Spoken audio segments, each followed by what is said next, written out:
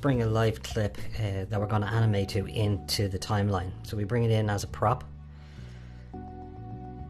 Select our video clip. And this is the clip we're going to be working with to create the animation. I always take the video clip, pop it in the center of the scene. That way then you can move it around and stretch it and stuff. Always make sure that you have your timeline set to 0. Otherwise you're going to have animation on your video clip. Now you can right click this and remove the animation properties. And that'll stop that. But always make sure you're at 0. You can also stretch your clip left and right. You can rotate it. So you've all these same attributes as you would with any prop, but we don't want to do that for this. So make sure that you take it from the edge, stretch it straight out, and just line up your video clip. Now I know my clip here is 318 frames long, so I'm just going to make sure that it's clipped back down to that, so the in and out is the actual length of the clip.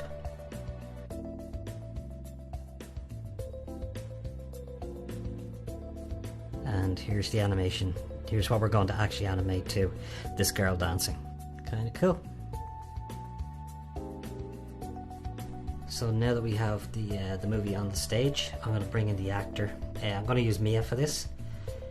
She's a character I created. And just drag her on to the stage there. And you'll notice that you can do all the same things. She's a prop, so you can do all the same things that you can do with the movie clip. But all I'm going to do right now is line her up and put her in the right position. And always make sure that you're on frame 0. So I think for this, I'm just going to put Mia about there. And we're set to start some animation. So let's select Mia and we'll open up the 2D motion key editor. And we have 2 sections in here, the image view and the hierarchy view. And they both kind of react the same. If you select, say, the right hand bone is selected. If you select the right forearm, you'll notice it's also selected down the timeline, which is kind of handy, especially when you're trying to find bones and move them around during animation. The image view does the same thing. Over here, the one I use a lot here is the stretch bone, where you can push out a foot or stretch out an arm or something. And then your keys can be set as full body or as a single, like a selected part. So on frame 1 or frame 0, I always set like a full body key. That way then I know the pose is set and the character's ready for animation.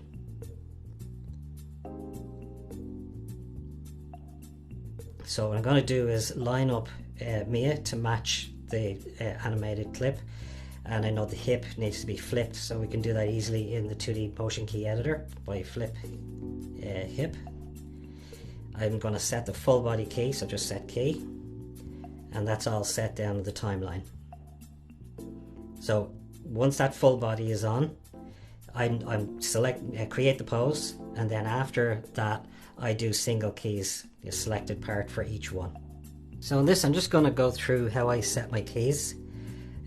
Normally what I do is, there's a girl dancing, so normally what I'll do is I'll look for the extremes. So I'll start with the very extreme keys, then I'll do the breakdowns, and then I'll do the in-betweens, and then I'll take a look at like facial movements and all that sort of stuff.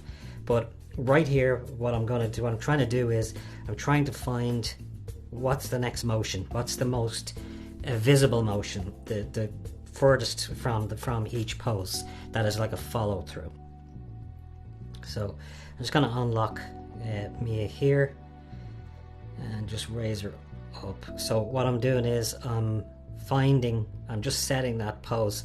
What I always do is on the first key I will always set a full body key, and then when I'm setting the keys after that, I will always just set like a selected part. So for me, that's just the easiest way to animate. I find it's convenient. It's handy, and if you move a whole body part on each extreme, then you're locked in. It's harder to make those subtle movements later on. Just going to flip that foot around there.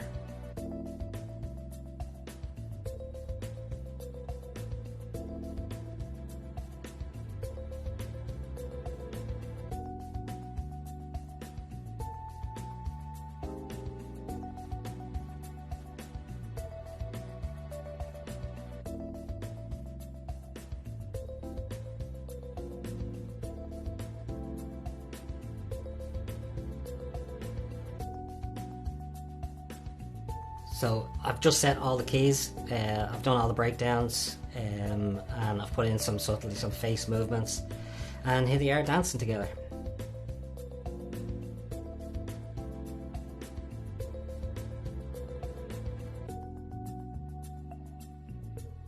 So now we have Mia all animated out, and what we can do is duplicate her animation, which is really handy. So we go over to animation, go into custom, motion, press that little plus key, and it'll save her animation out, and you can apply that to another character, which is really handy in a situation like this where you got characters dancing.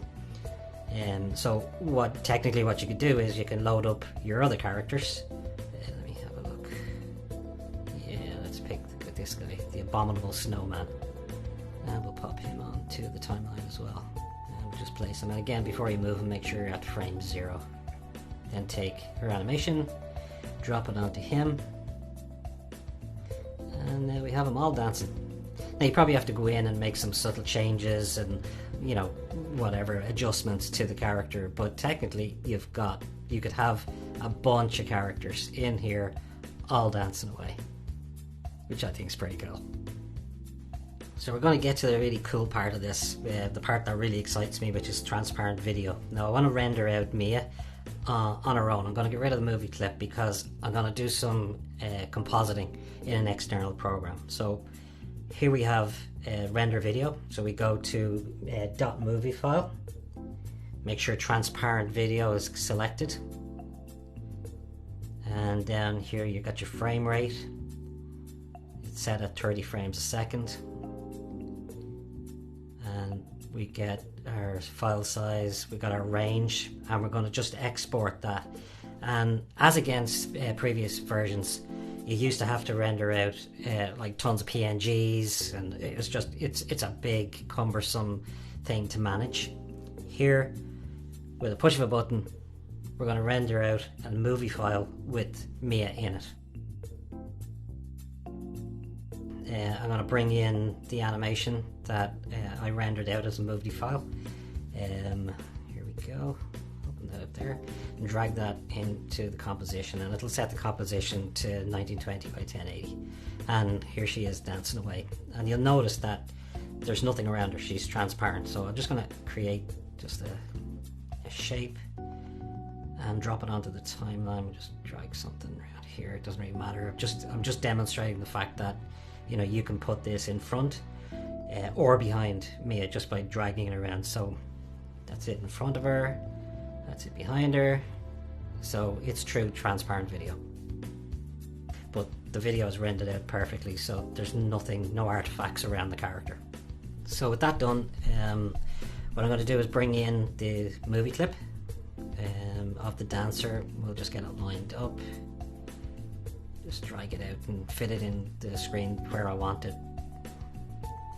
because this will be the final render, so we got to make sure it's in the right place. Put it there. Just resize it there a little. There we go. And there they are, dancing away together again. So we just move Mia around, get her into the right position as well. And the reason I'm setting things up in here is because I want to add some effects to Mia. I'm going to light her. She stands on the girl's foot at one point.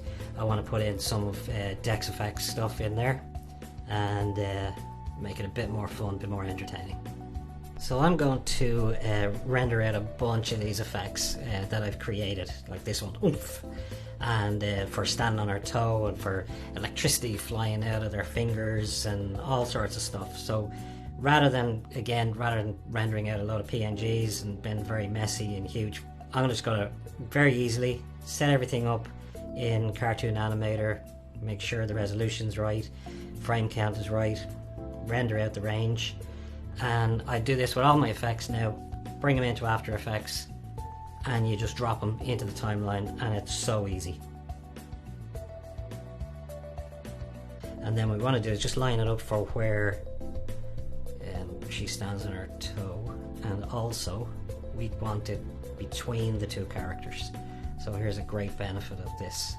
So if you put it behind, you've lost it behind the video, but between Mia and the dancing girl, we can place it and make it look like there's a bit of dimension in it.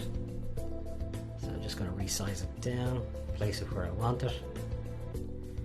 Bang, stands right there. So move that up. And then when we run it, yes, back a bit more. Oof. There we go. So I'll just do a quick render of this.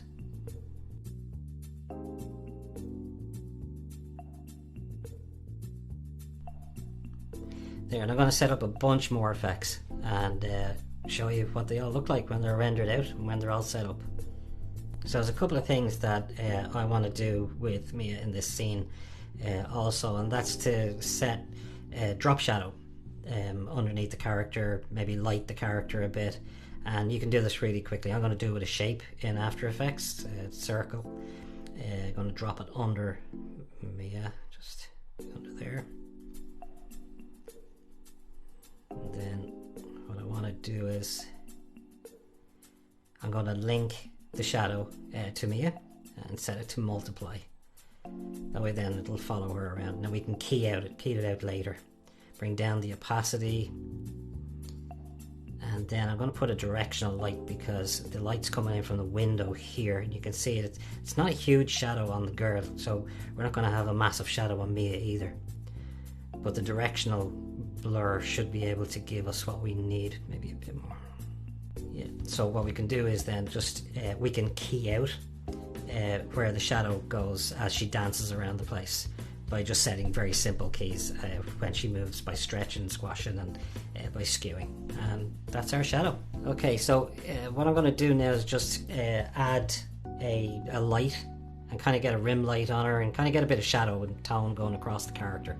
And we can do this by turning Mia's layer into a 3D layer in After Effects. So you can see there she's on a plane now and she can be rotated and skewed, and but what this really allows us to do is add a light layer that will affect her on top of this. So here you go, light, and then we can select any type of light that we want, and all the options then for lighting Mia are inside of that, and you can push it around, change where the light is, you can change the radius, you can change the type of light. So for me, I'm just going to go to point light. I'm going to just expand that radius, get the fall off distance a bit more, and then you can move the light and just get it exactly where you want it and get her looking the way you want her to get it to look. And it just kind of brings her into the scene more, and it gives her a bit more dimension, nice rim light, bit tones at the back, and kind of blends her with what's going on in the environment a bit more. Kind of nice. I'm just going to show you what this looks like with and without the effects. So this is Mia not lit, not shadowed, no effects, and then I've pre-composed. I brought in all of my effects, and voila, and here we go, boom, smack, pow, oops, and there's all the effects sitting over the live video. Yeah, it's kind of cool.